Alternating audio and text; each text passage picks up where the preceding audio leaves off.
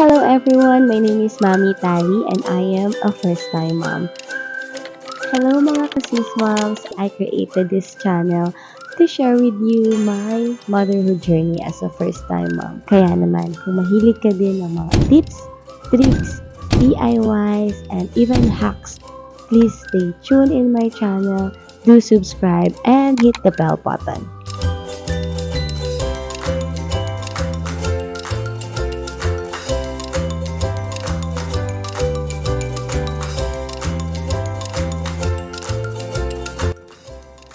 Hello everyone! So, ang pag-uusapan natin ngayon ay hospital bag checklist. So, whether you are a first-time mom or just getting ready for your second baby or additional baby to your family, alam ko na ang pagpapack ng baby bag is very exciting talaga at overwhelming.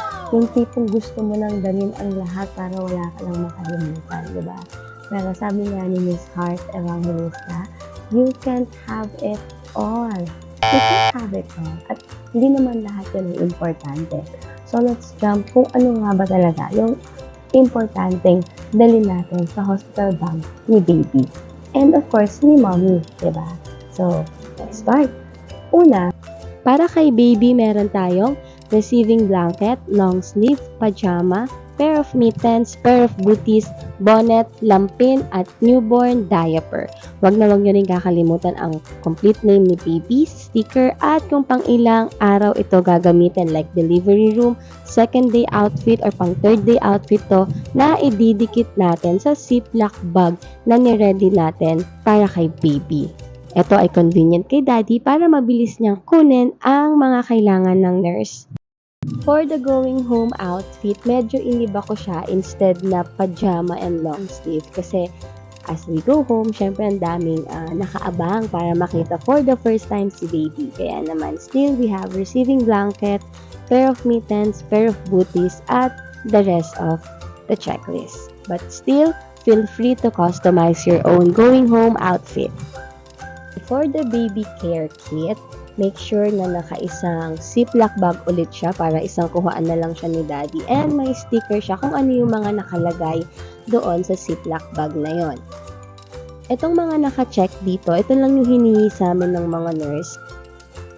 Una, meron dyang hair and body wash, ethyl alcohol, wash clothes, extra diapers, newborn diapers, cotton balls, baby wipes, and nasal aspirator. Meron din kaming thermometer para kay baby pero nakasama kasi yun sa hospital kit ko kaya hindi ko na ilagay na dyan sa baby care kit. Ang payo ko lang pag nagdala kayo ng mga gamit na baby care kit ni baby, make sure na naka small size lang or travel friendly lang. Maliit lang siya kasi hindi na siya na ibabalik sa inyo. Hindi nyo na siya makukuha once na naibigay nyo na doon, di ba? Parang hindi na nila na ibabalik pa. Kaya naman, at least nakatipid kayo pag cute size lang, small size lang yung ibibigay nyo at ihahanda nyo kay baby.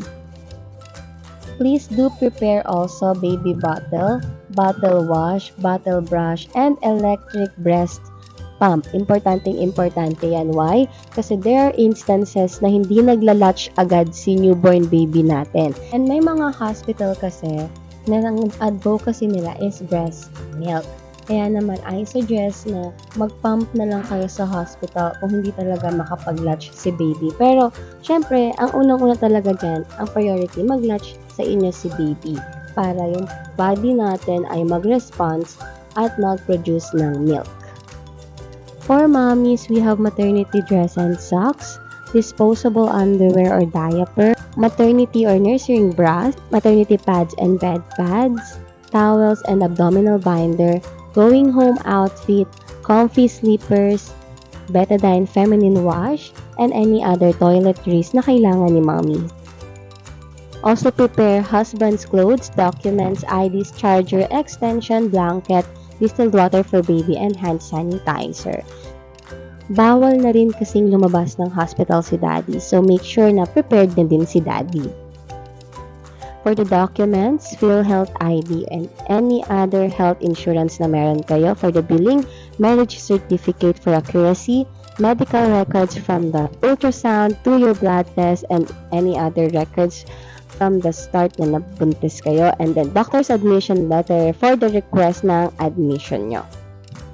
And please do write the complete name ni baby sa hospital documents nyo para pag nag-fill out si daddy ng registration of birth, complete ang pangalan at correct spelling ang ma-register. Okay, and that's it for today.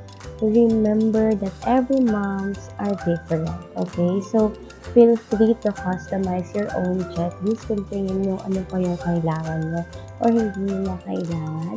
At saka nga pala, please do check my description box below. Nilagay ko dyan yung downloadable and printable na checklist na ginawa. Okay, so that's it for today. Maraming salamat. Hope to see you on my next video.